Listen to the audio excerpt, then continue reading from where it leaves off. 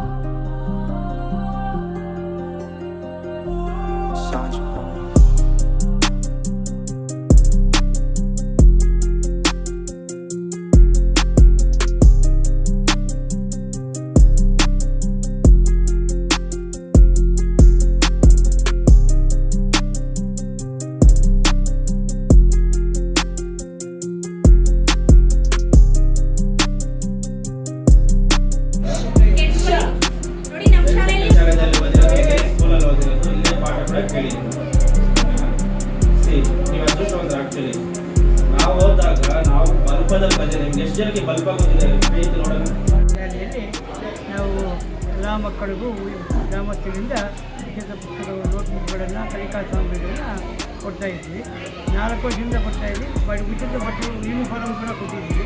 ಇದನ್ನು ಕಂಟಿನ್ಯೂ ಮಾಡಬೇಕು ಅಂತ ಎಲ್ಲ ಸಹೋದ್ಯೋಗ, ಈ ಸರ್ಕಾರಿ ಶಾಲೆಯಲ್ಲಿ ಓದಿರ್ತಕ್ಕಂಥ ಎಲ್ಲ ಸಹೋದ್ಯೋಗಗಳು ಕೂಡ ಬಂದು ಈ ಕಾರ್ಯಕ್ರಮ.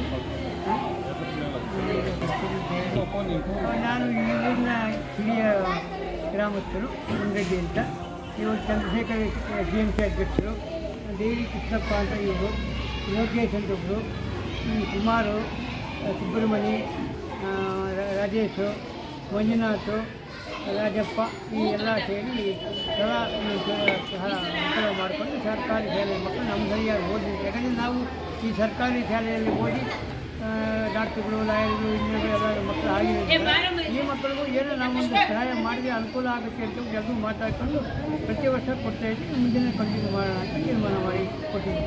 ಓಕೆ.